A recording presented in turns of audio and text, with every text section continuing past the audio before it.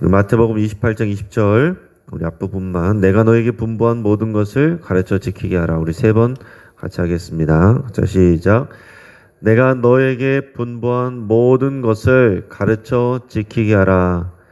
내가 너에게 분부한 모든 것을 가르쳐 지키게 하라. 내가 너에게 분부한 모든 것을 가르쳐 지키게 하라. 아멘. 하나님께서 오늘 우리에게 주시는 말씀은 잠언 10장 1절에서 17절까지 말씀입니다. 솔로몬의 잠언이란 제목으로 말씀의 은혜를 우리 함께 나누겠습니다. 여러분, 잠언은 삶의 지혜가 되는 말들을 모은 책입니다. 지난 1장에서 9장까지가 이제 하나의 묶음입니다. 그리고 오늘 이제 10장부터 새로운 내용이, 새로운 묶음이 시작이 됩니다. 오늘 10장부터는 이제 솔로몬의 금원 모음이 이어지게 됩니다. 오늘 1절을 보면은 솔로몬의 잠언이라 이렇게 시작을 하는데, 이렇게 시작하는 부분이 10장 1절에 나오고 또 25장 1절에도 나옵니다.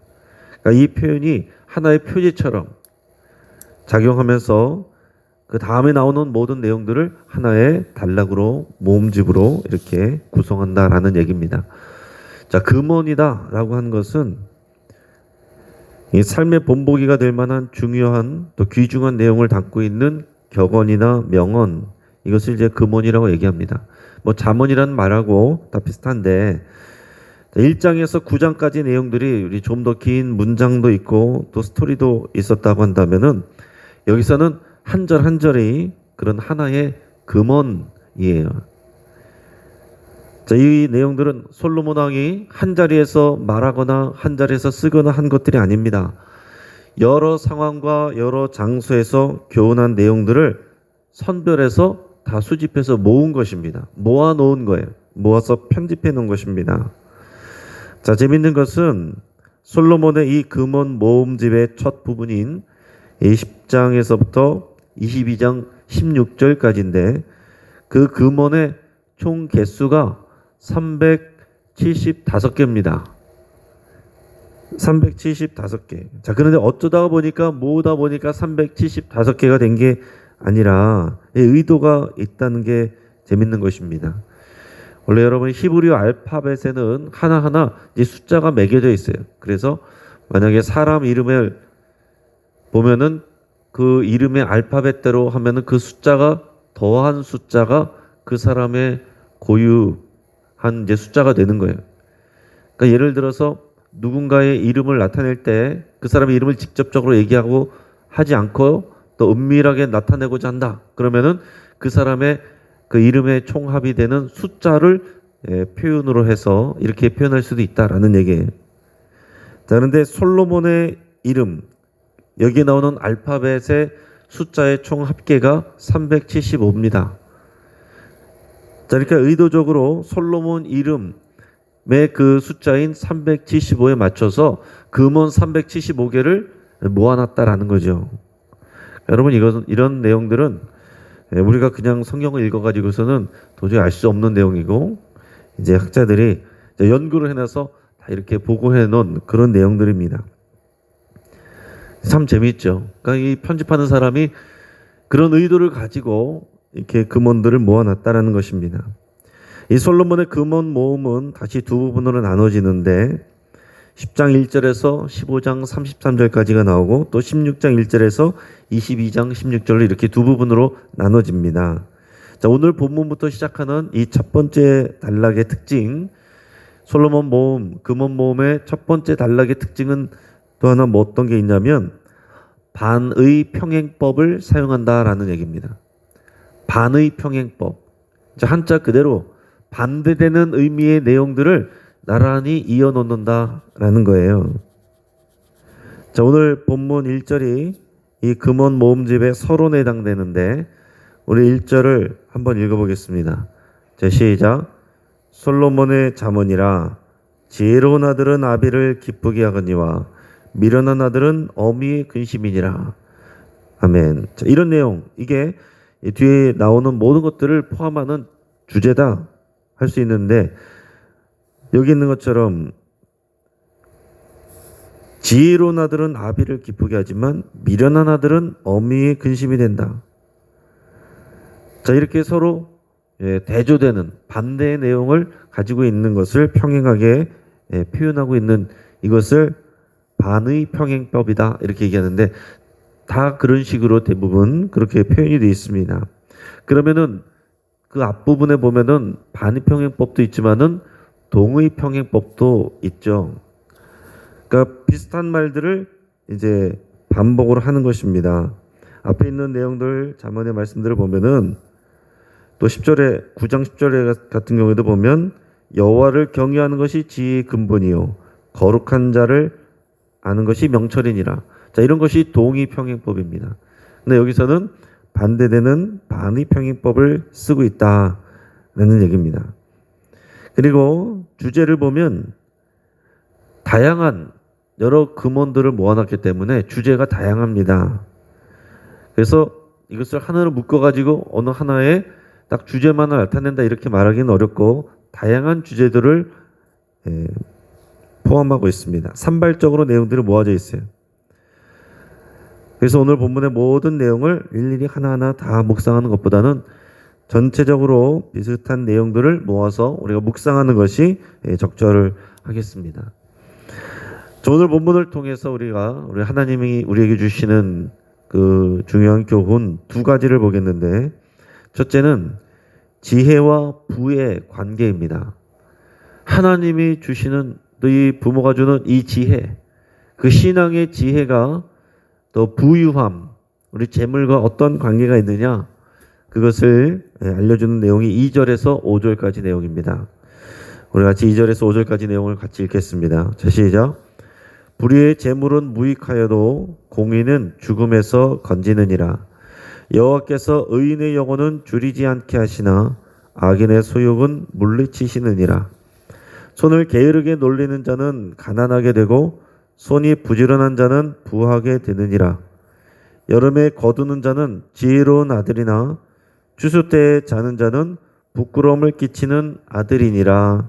아멘.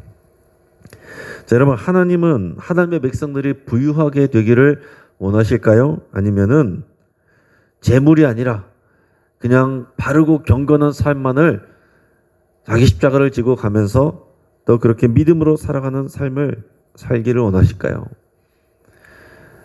어떤 교회들은 보면은 복에 대해서 강조를 하는 그런 교회와 교단들이 있습니다.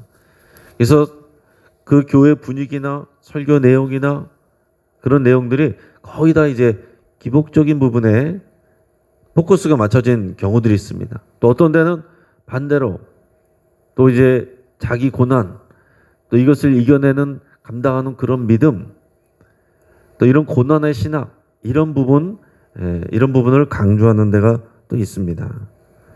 하나님은 우리에게 이 재물을, 부유함을 주시기를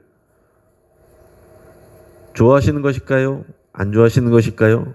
그리스도인들은 복을 구하는 것이 맞는 것일까요? 잘못된 것일까요? 성경에서 기본적으로 부유함과 재물은 하나님이 주시는 복입니다. 그러니까 우리가 복 받기를 위해서 기도하는 것 나쁜 건 아닙니다. 우리가 복 받기를 위해서 기도하고 잘 되기를 위해서 기도해야죠. 가만히 있는다고 해서 하나님께서 그냥 주시는 것이 아니라 우리가 기도하기를 원하십니다. 그러나 이제 우리가 말한 것처럼 기복신앙이 되지는 말아야겠죠. 복 받는 게 최고가 돼서는 안 된다는 얘기입니다. 진짜 복은 재물을 더 받는 것도 복이지만 그 재물을 주시는 하나님을 사랑하는 게 진짜 복입니다. 그거를 놓치고 재물과 부유함만을 위해서 기도한다. 그거는 이제 기복신앙이 될 수 있는 것입니다. 그렇게 되면은 내게 지금 재물이 없고 부유하게 되지 않고 가난하면 시험에 드는 거죠. 똑같이 기도했는데 저 사람은 부유하게 되고 나는 부유하게 되지 않았으면은 왜 하나님은 저 사람을 사랑하고 나는 사랑하지 않습니까? 저 사람은 왜 복을 주고 나는 주지 않습니까? 이렇게 되는 거예요. 근데 내 신앙의 목표가 복 받는 게 되면 이렇게 된다라는 얘기입니다. 우리 형통한 것, 하나님께서 주시는 복이지만 그게 목적은 아니다라는 거죠. 우리를 형통케 하기 위해서 하나님께서 복을 주시기도 하고 때로는 가난하게 하시게 할 수도 있습니다. 건강을 주시기도 하고 또 때로는 질병을 감당하게 하실 수도 있어요.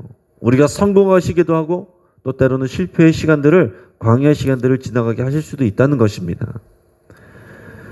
자, 하나님은 우리에게 부유함과 재물을 복으로 주시길 원하십니다. 그런데 이 잠언에서 말하는 것은 뭐냐? 우리가 필요 이상으로 부유함과 재물에 욕심을 내거나 그것을 위해서 불의한 방법으로 부를 추구하는 것, 이건 미련한 것이라고 말하고 있는 것입니다. 골로새서 3장 5절 보면 그러므로 땅에 있는 지체를 죽이라. 곧 음란과 부정과 사욕과 악한 정욕과 탐심이니 탐심은 우상 숭배니라. 이렇게 말했습니다. 탐심은 우상 숭배니라. 여러분, 재물과 부유함이 죄가 아닙니다. 돈이 죄가 아니에요. 그것을 바라보는 사람의 탐심이 죄가 되는 것입니다. 잠언은 고대 근동 시대의 농경 사회를 기반으로 배경으로 하고 있습니다. 그러니까 오늘 여기에 나와 있는 지혜의 내용들은 이 농사를 짓는 그런 배경 속에서 주어지는 내용들입니다. 그래서 의인은 불의한 재물을 추구하지 않는다. 그리고 성실하고 근면하게 일을 한다. 이것을 강조하고 있습니다. 성실하고 근면하게 일을 하는 사람이 지혜로운 자이고 그들에게 하나님께서 복을 주시고 그들을 부유하게 하신다. 반대로 악인은 불의한 재물을 추구하는 사람이다라고 그랬습니다. 불의한 재물은 어떤 것이냐? 내가 땀 흘려 수고하고 노력하지 않고서 불의한 방법으로 재물을 얻으려고 부하려고 하는 사람들을 악인이다, 미련한 사람이다 이렇게 얘기합니다. 그래서 불의한 재물이라는 것은 게으름을 피면서도 성실하지 않게 땀 흘려 노력하지 않으면서 부를 추구하는 그런 사람들을 얘기합니다. 정당하지 못한 방법으로 재물을 획득하려는 사람은 미련한 자를 넘어서서 악인이 되는 거죠.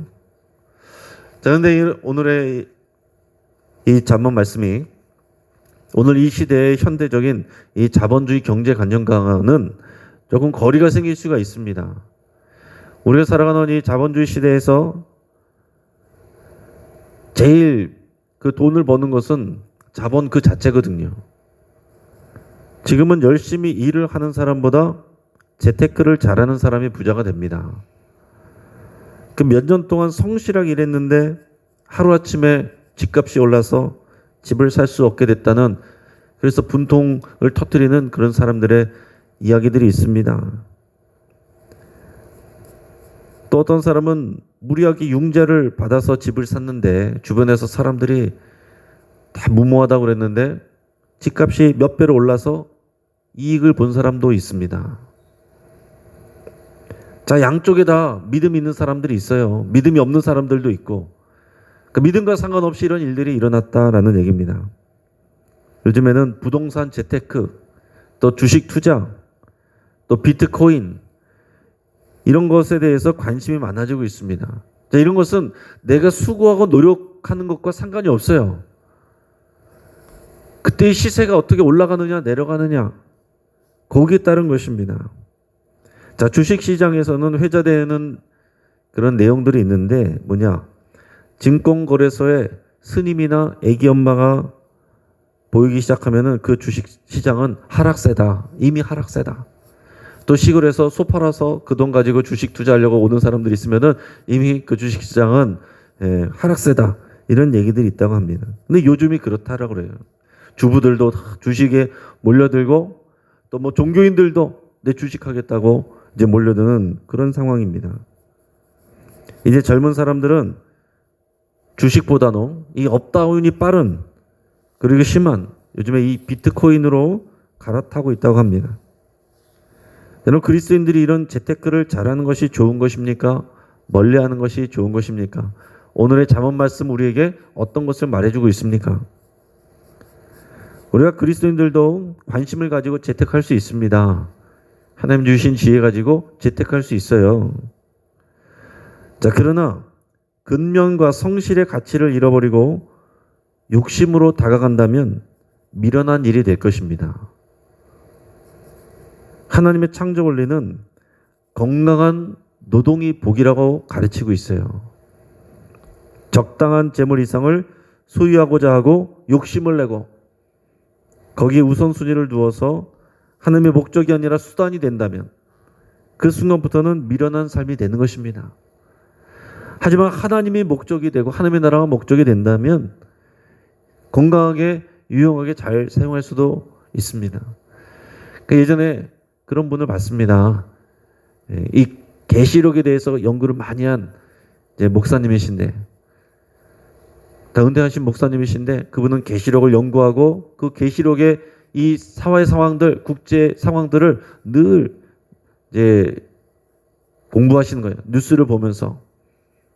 근데 그러다가 보니까 기도하면서 보다 보니까 이제 어디가 되고 안 되고 이게 눈에 보이기 시작하고, 그런데 또 투자를 조언하고 하면서 또 그런 이익을 본 사람들이 또 헌금을 하고 그 헌금으로 또 선교에 투자하고 뭐 이런 분도 본 적이 있습니다. 자, 이런 분들은 나쁘지 않은 것은 뭐가 되냐? 목적이 재물을, 부를 축적하는 것에 목적이 있는 것이 아니라 하나님의 일을, 하나님의 선교를 위해서 또 이것을 사용하는 것, 수단적으로 이런 것을 보기 때문에 이런 것은 괜찮다라는 거죠.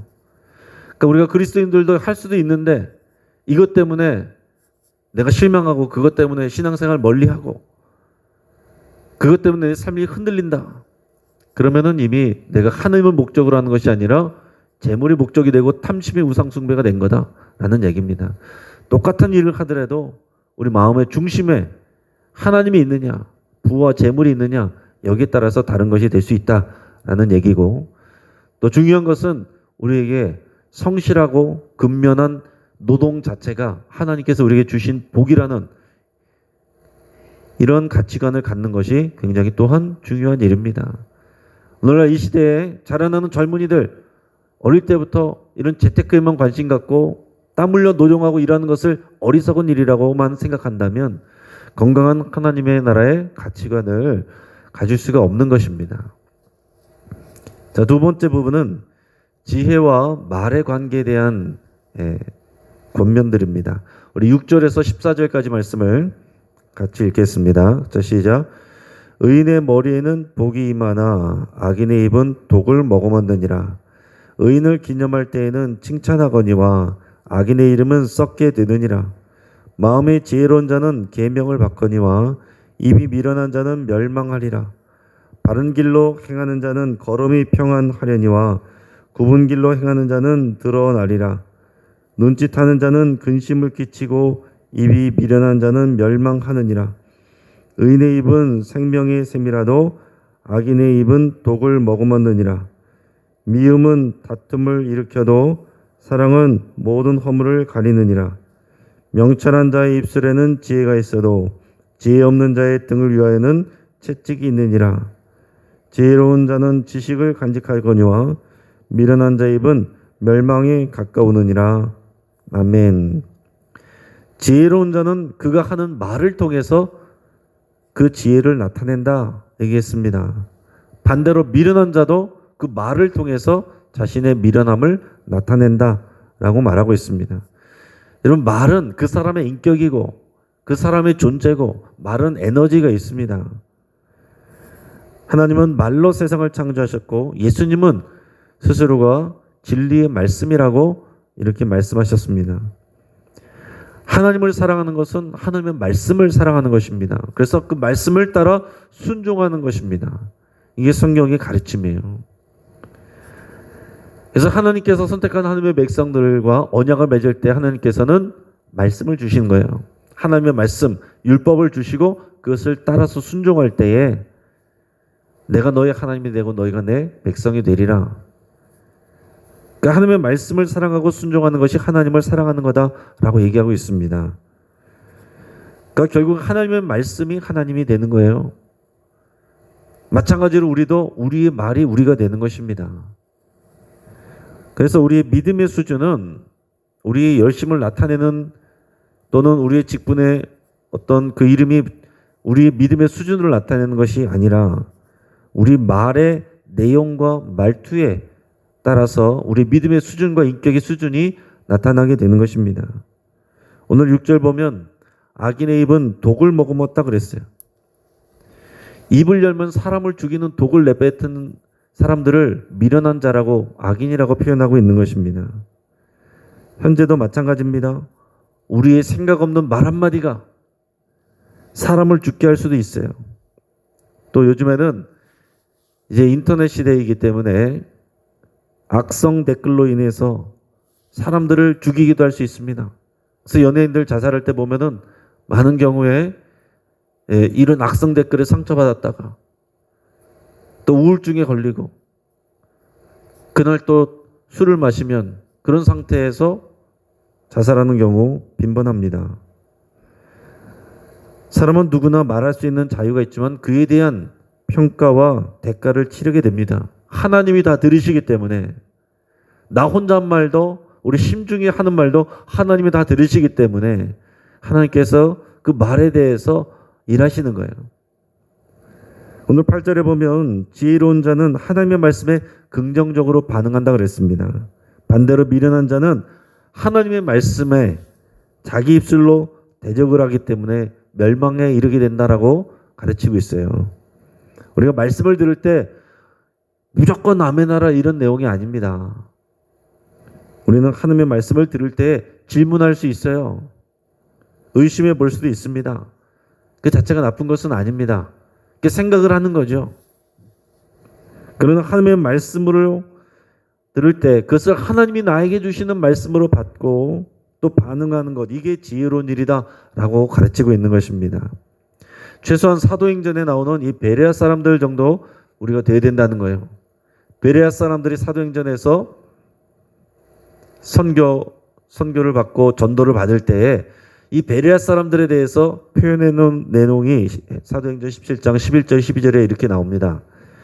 베레아에 있는 사람들은 데살로니가에 있는 사람들보다 더 너그러워서 간절한 마음으로 말씀을 받고 이것이 그런가 하여 날마다 성경을 상고함으로 그 중에 믿는 사람이 많고 또 헬라의 귀부인과 남자가 적지 아니하나.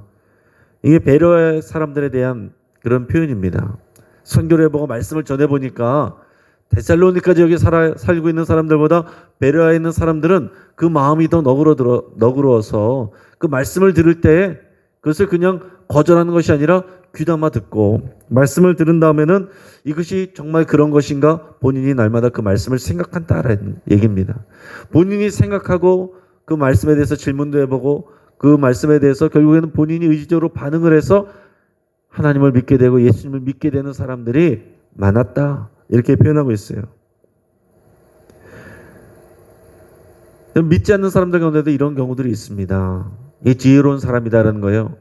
믿는 사람들은 더 해야 되는 것입니다. 하나님의 말씀을 들을 때 뭔지도 모르고 무조건 그렇습니다가 아니라 그 말씀에 대해서 우리가 생각을 하고 거기에 대해서 우리가 마음으로 너그럽게 받아들이면서 이 말씀을 어떻게든 내 삶에 적용하고 녹여내게 하려고 그렇게 이제 몸부림치는 사람, 이게 지혜로운 사람이다라는 것입니다.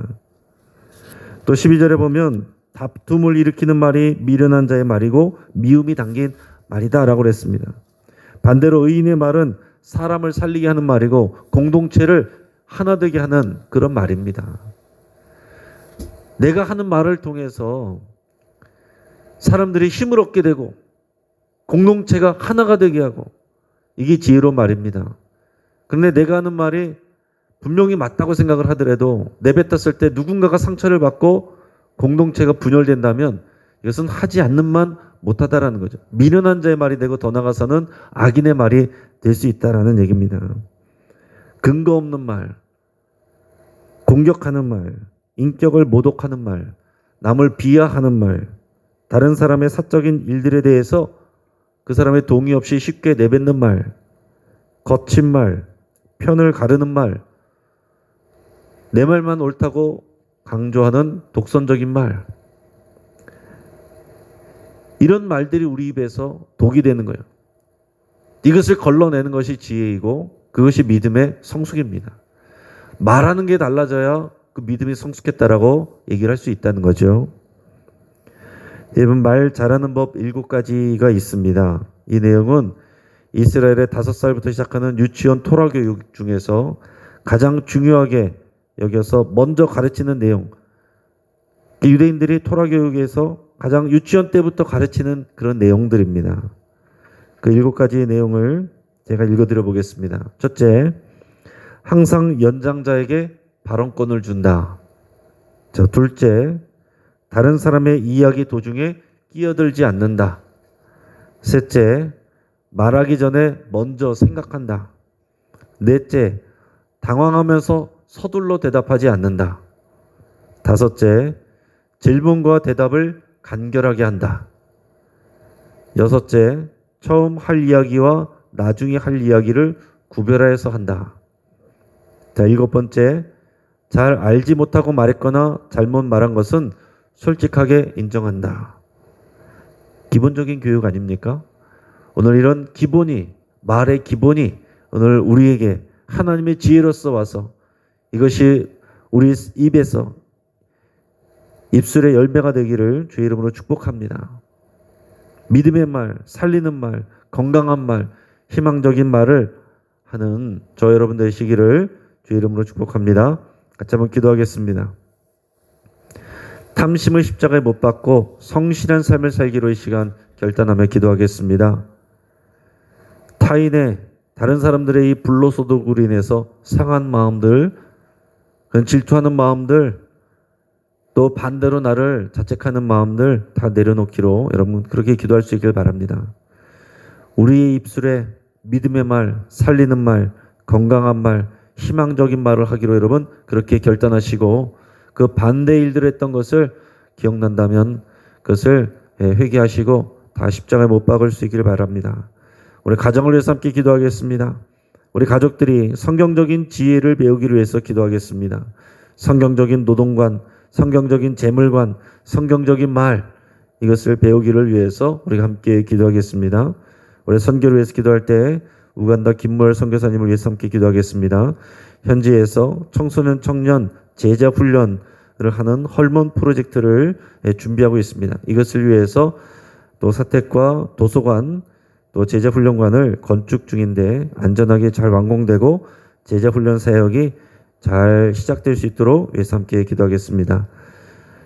또 이 나라의 자유와 평등, 민주주의의 가치가 지켜지고 실현되는 대한민국을 위해서 우리 함께 기도하겠습니다. 그 모든 이념적인 가치 위에 하나님 나라의 공의와 사랑의 정신이 구현되는 이 나라를 위해서 여러분 눈물로 간절히 기도할 수 있길 바랍니다. 우리가 주여 한번 부르짖고 합심해서 함께 기도하겠습니다.